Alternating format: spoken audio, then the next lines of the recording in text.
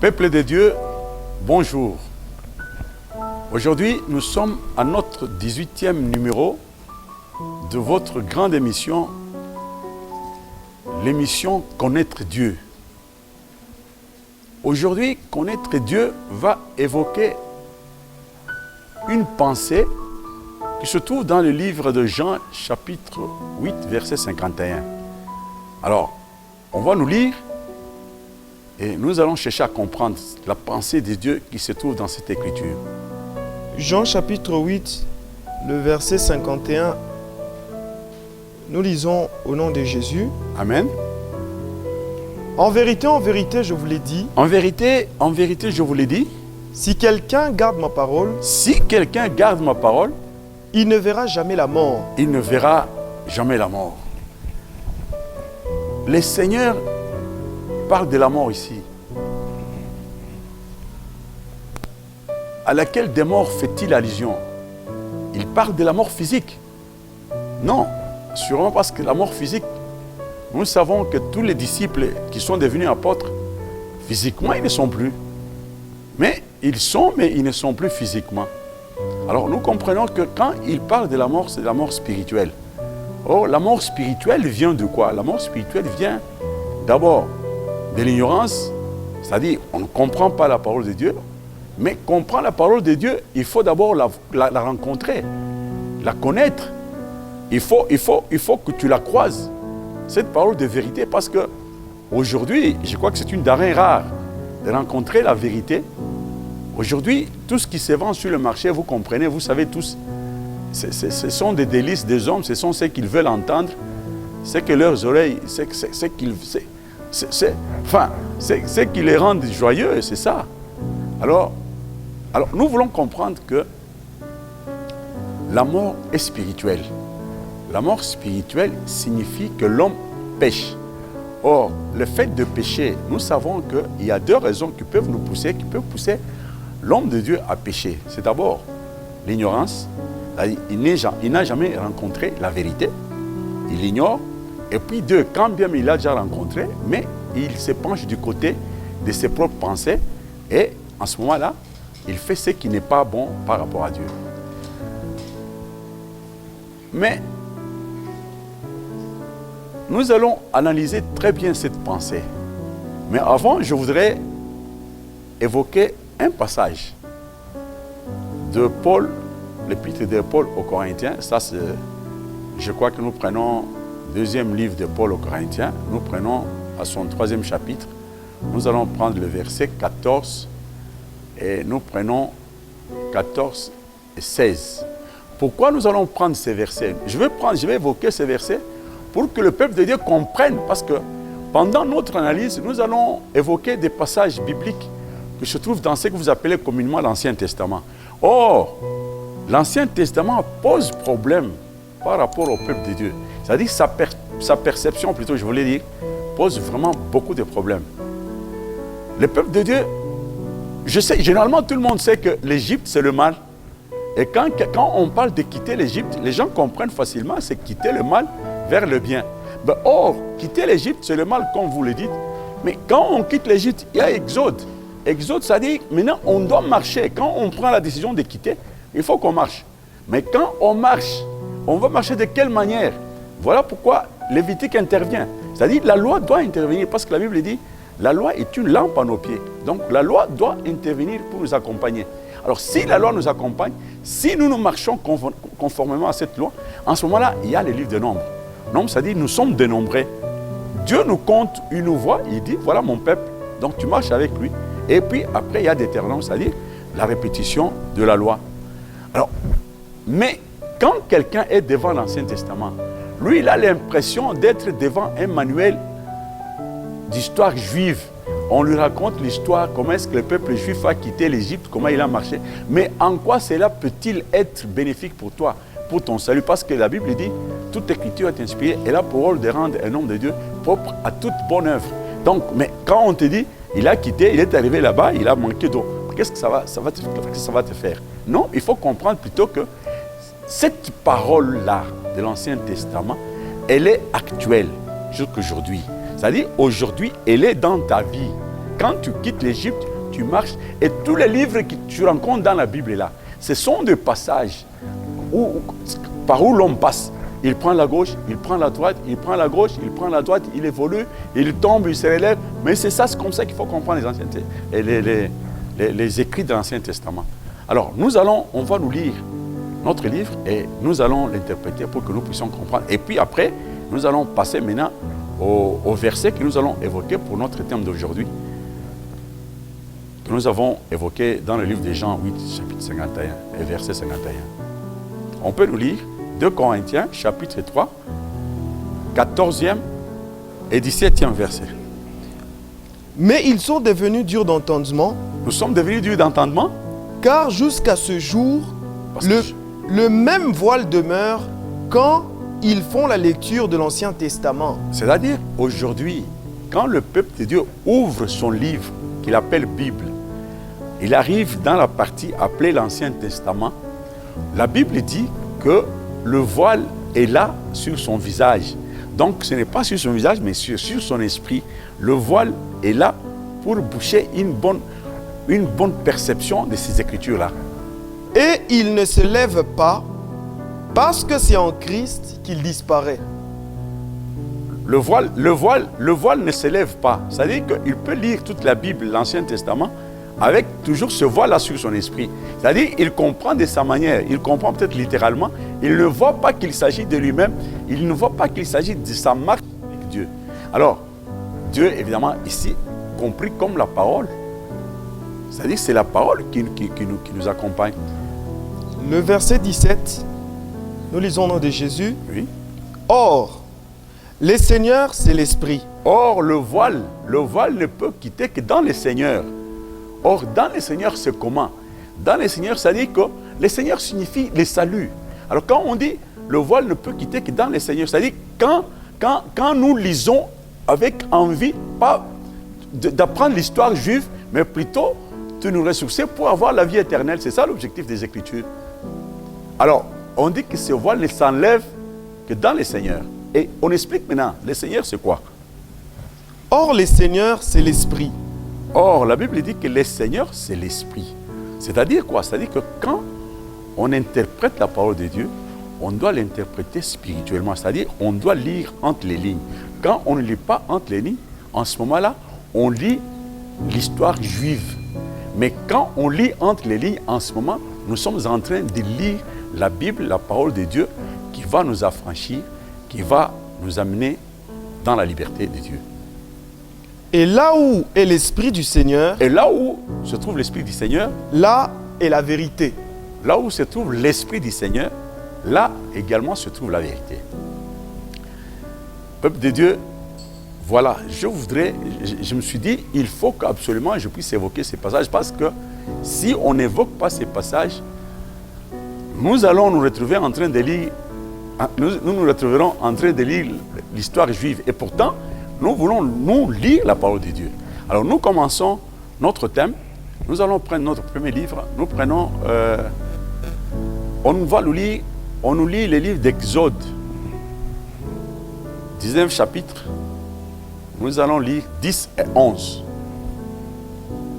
Exode 19, le 10e verset et le 11e verset. 10e et 11e verset. Et puis nous allons passer à Exode 20 et nous lirons 18 et 19. Exode 19, le 10 et le 11e verset, nous lisons au nom de Jésus. Amen. Et l'Éternel dit à Moïse, l'Éternel dit à Moïse, va vers le peuple.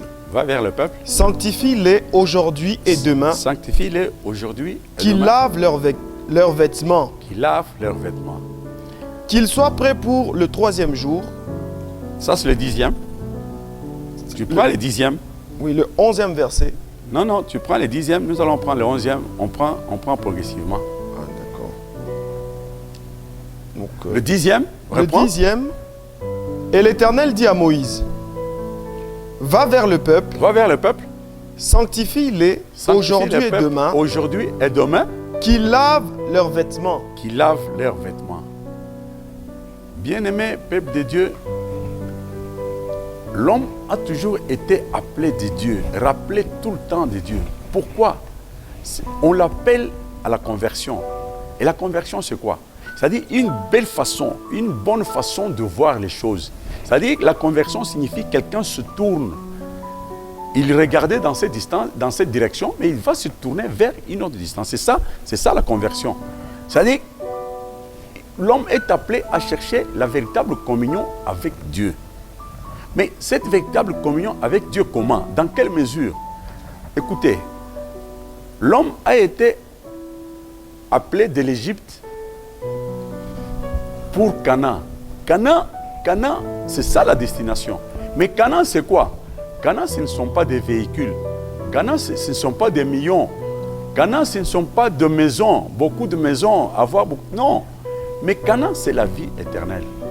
Mais aujourd'hui, l'homme est appelé à purifier son intelligence, à purifier sa sagesse, à chercher à ne pas perdre l'objectif du départ. Parce que l'objectif, c'était la vie éternelle. Mais aujourd'hui, l'homme est perdu. Il est perdu par ses sentiments, par ses passions, par sa convoitise. On va continuer. 11. Le verset 11, nous lisons au nom de Jésus. Amen. Qu'il soit prêt pour le 3e jour. Alors, qu'il soit prêt pour le 3e jour. Car le 3e jour, l'Éternel descendra. Car le 3e jour, l'Éternel descendra. Bien-aimé, si l'homme est arrivé à purifier son intelligence, à purifier sa sagesse, à se convertir, à ne pas perdre de vue l'objectif du départ, à comprendre que nous allons vers Dieu, c'est pour avoir la vie éternelle. Bien entendu, nous avons des problèmes, nous avons des difficultés. Et tout ça, ça demande des solutions. Mais il ne faut toujours pas que nous puissions perdre de vue que Dieu nous a appelés pour la vie éternelle. Alors, si le 3e jour, l'homme est arrivé à ce niveau-là, s'il s'est converti, en ce moment, il peut voir Dieu face à face. Alors, s'il voit Dieu face à face, c'est-à-dire quoi? C'est-à-dire qu'il va écouter la parole de Dieu et il va la mettre en pratique, il va l'incarner, il aura le salut. Mais nous allons maintenant à Exode 20, nous prenons les versets 18 et 19. Exode chapitre 20, 18 et 19, nous lisons au nom de Jésus. Amen.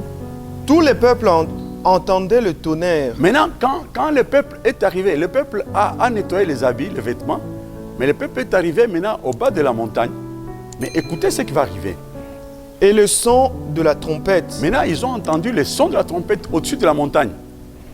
Ils voyaient les flammes de la montagne fumante. Ils voyaient des flammes de la montagne fumante. À ces spectacles, le peuple tremblait. Le peuple tremble. Et se tenait dans l'éloignement.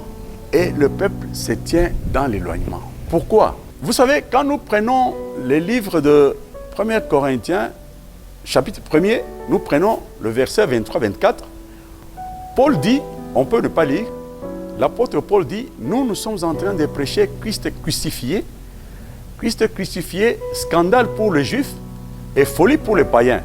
Scandale pour les Juifs. Qui est juif? Les Juifs, c'est toi qui te dis, homme de Dieu, homme de foi. Tu as la prétention de suivre Dieu. Mais or, quand on marche avec Dieu, il faut savoir que quand on a la foi suppose les épreuves. Alors, mais quand quelqu'un ne veut pas entendre parler des épreuves, mais de quelle foi toi tu parles? Parce que la foi automatiquement suppose des épreuves. Et il ajoute maintenant, il dit, scandale pour les Juifs et folie pour les païens. Les païens, ce sont les hommes de la loi ou tous les autres gens qui sont sur la rue. Mais quand tu lui parles de la parole de Dieu et tu supposes que quand tu vas marcher avec Dieu, tu seras soumis aux épreuves. Mais c'est de la pure folie. Parce que quand nous allons, pour eux, quand ils vont vers Dieu, ils cherchent la sécurité, ils cherchent la bénédiction à leur manière. Mais quand vous lui dites, non, il faut accepter les épreuves, mais c'est la pure folie. Voilà pourquoi, quand le peuple est arrivé au bas de la montagne, il y a eu de la fumée. La fumée, c'est quoi? La fumée, c'est le choc qu'il y a eu entre l'intelligence humaine qui amène l'homme vers Dieu et la façon de Dieu de voir les choses. La parole de Dieu t'appelle vers le salut, vers la vie éternelle. Mais toi, tu vas vers Dieu pour chercher la sécurité, pour chercher le bien matériel. En ce moment-là, cette confusion, c'est cette fumée-là. Et les tonnerres, ce sont des chocs. Et l'homme n'arrive pas à comprendre. C'est ainsi qu'aujourd'hui, les gens préfèrent des fables qu'on ne leur raconte pas, les vendeurs d'illusions. Mais ils ne veulent pas, quand tu lui parles de voitures, de véhicules, tout ça, ils sont contents. Mais quand tu lui parles de la vie éternelle, du changement, en ce moment-là, tu deviens son ennemi. Alors, nous prenons le verset 19. Exode 20, le 19e verset, nous lisons au nom de Jésus. Il dit à Moïse, Il dit, maintenant le peuple dit à Moïse, parle-nous toi-même, parle-nous toi-même et nous écouterons. et nous t'écouterons, Mais que Dieu ne nous parle point, mais que Dieu ne nous parle point, de peur que nous ne mourions. de peur que nous ne mourions. Peuple de Dieu, je crois que vous comprenez bien, vous parlez bien français. Le peuple dit que Dieu ne nous parle point, de peur que nous mourions. Or, la parole de Dieu dit, personne ne peut me voir et rester en vie. L'objectif de Dieu, c'est que nous venions vers lui, que nous puissions disparaître à son profit. Voilà pourquoi l'apôtre Paul dit, ce n'est plus moi qui vis, c'est Christ qui vit en moi. C'est-à-dire que l'objectif de la parole de Dieu, c'est de nous briser, de nous faire disparaître.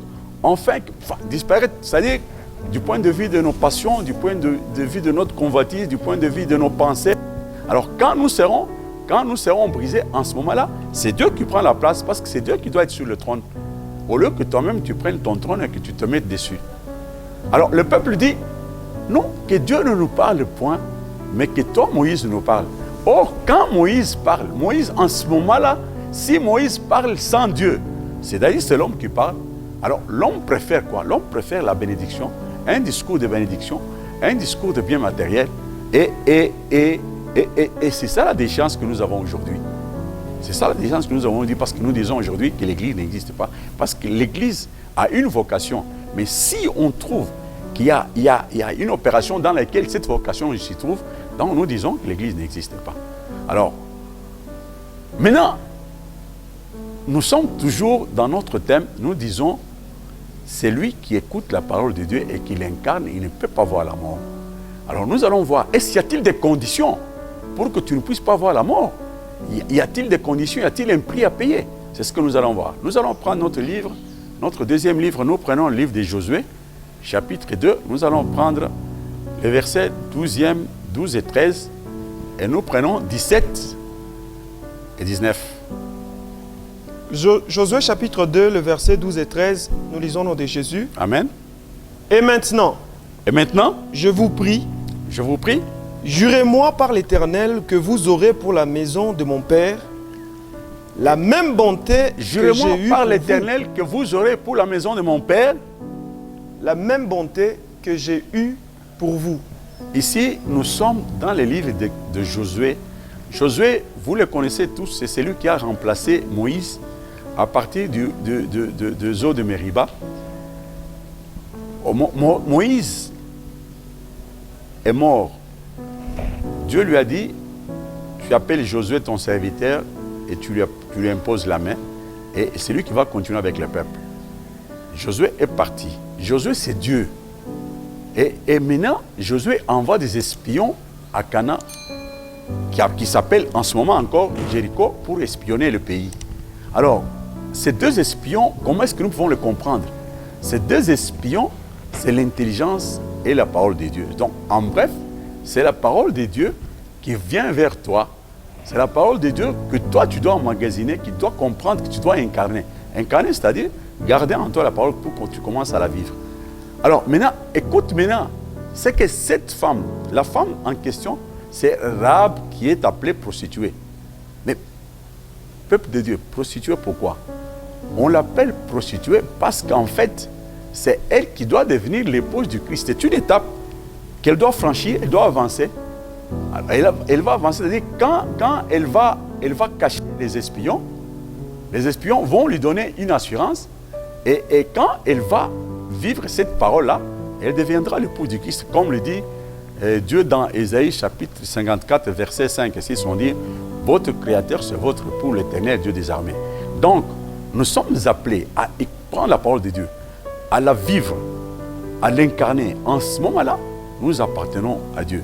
Et maintenant, on va nous lire le même livre de Josué que nous avons déjà entamé. Maintenant, nous allons au verset 17e et 19e. Donc, on part de 17 au 19e verset. Josué, le chapitre 2, le 17e et les 19, du 17 au 19e verset, nous disons au nom de Jésus. Amen. Ces hommes lui dirent, Ces hommes lui dirent, voici de quelle manière nous serons quittes du serment que tu nous as fait faire. peuple de Dieu, bien-aimé, je vous ai dit que ces deux hommes-là, c'est l'intelligence et la sagesse de Dieu, donc c'est la parole de Dieu. La parole de Dieu vient vers toi. Alors, maintenant, la parole de Dieu vient vers toi. C'est l'homme qui pose la question. Il dit, mais quelles sont les assurances que vous me donnez? Mais ici, maintenant, les hommes répondent. C'est Dieu qui répond maintenant, qui te répond à toi, qui me répond à moi. Réponds, qu'est-ce que les hommes disent? Un autre, ces hommes lui disent, ces hommes lui dirent, voici de quelle manière nous serons quittes du serment que tu nous as fait faire. Les hommes répondent, c'est Dieu qui dit, voilà dans quelle mesure je serai responsable de ce que tu es. Si tu demandes la sécurité de ma part, je vais te l'accorder. Si tu demandes la vie éternelle, je vais te l'accorder, mais avec des conditions. Donc la vie éternelle, nous avons dit que ça a un prix. Donc elle est assortie des conditions. Alors les hommes vont donner les conditions. Donc c'est Dieu qui donne ces conditions-là. À notre entrée dans le pays, attache ces cordons de fil cramoisis à la fenêtre par laquelle tu nous fais descendre. Bien-aimés, je vous ai dit que la parole de Dieu, nous la lisons entre les lignes. Ce n'est pas la lettre, mais c'est l'esprit. Regardez comment l'homme dit, voilà, si tu arrives à attacher ces fils cramoisis à la fenêtre c'est l'esprit de l'homme. Le fil, c'est la loi. Donc, si tu t'accroches à la loi, regarde ce que nous allons faire. Si toi, tu observes le commandement et tu marches avec, regarde ce que nous allons faire à notre tour. Et recueille auprès de toi dans ta maison ton père. Recueille auprès de toi dans ta maison ton père, ton intelligence, ta mère, ta sagesse, tes frères, tes soeurs, ta façon de réfléchir, ta façon de poser des actes, et ton comportement en général, et toute la famille de ton père. Et toute la famille de ton père dans la maison. Il faut recueillir tous ces gens dans la maison. C'est-à-dire il faut que toi tu marches dans la parole de Dieu. La façon de marcher, la façon de réfléchir, la façon de concevoir, tout ça, il faut que ça soit en rapport avec la parole de Dieu. À cette condition-là, les hommes continuent. Le verset 19. Si quelqu'un de ce genre dont nous avons parlé sort de la porte de ta maison. Sort de la porte de la maison. La porte, c'est la parole de Dieu. Jésus dit, je suis la porte des brebis. Donc, si toi, tu vas à l'encontre de la parole que tu as apprise, si toi, tu marches contrairement à la volonté divine, en ce moment-là, ils sont clairs, ils disent, si quelqu'un d'eux sort de la porte de ta maison pour aller dehors, son sang retombera sur ta tête. Le sang de celui-là, donc c'est ton propre sang à toi que je parle, ton sang sera sur ta propre tête. Donc, c'est-à-dire, tu seras responsable de toi-même. En ce moment-là, tu ne peux pas condamner Dieu, tu ne peux pas dire, voilà, Dieu m'a abandonné, non. Et nous en serons innocents. Et nous en serons quittes. Mais si on met la main sur l'un. Si on met la main sur l'un de ces gens, mais qui sont dans la maison. Mais si on met la main sur l'un quelconque de ceux qui seront avec toi dans la maison, oui, son sang retombera sur notre tête. En ce moment-là, si toi tu marches convenablement, conformément à la parole de Dieu, donc tu respectes les commandements, tu respectes l'alliance, en ce moment-là, si l'un de toi, c'est-à-dire un seul de tes cheveux tombe, en ce moment-là, Dieu se rend responsable. Donc, bien-aimés, voilà pourquoi nous disons que marcher avec Dieu, écouter la parole de Dieu, aspirer à la vie éternelle, tout ça a un prix à payer. J'étais en train d'expliquer la prostituée. Nous avons tous compris que la prostituée, c'est Rahab, c'est une femme. Cette femme, c'est toi, c'est moi. C'est-à-dire, elle est prostituée, c'est-à-dire, on veut parler d'une étape où elle se trouve, une étape qu'elle doit franchir pour être l'épouse du Christ. Et nous avons évoqué Ésaïe 54, 5, 6, où on dit, mais votre Créateur, c'est votre époux. Donc nous sommes tous appelés à être des épouses fidèles du Christ. C'est ça l'objectif. Et elle va le devenir comment? Elle va le devenir en cachant les espions, parce que quand elle va cacher les espions, que nous avons définis comme la parole de Dieu, c'est-à-dire en détail comme l'intelligence et la sagesse de Dieu. Alors quand elle va cacher cette parole en elle, elle va l'incarner. En ce moment, elle va atteindre cette qualité d'épouse du Christ.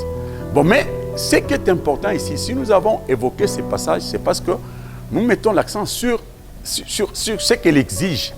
C'est-à-dire, dit, mais est-ce que vous, donnez-moi des assurances, jurez-moi au nom de l'Éternel, donnez-moi des assurances, est-ce que vous aurez de la bonté pour moi, comme je l'ai eu à votre égard, parce qu'en vous mettant sur le toit de ma maison, le toit de la maison, le toit c'est l'esprit de l'homme.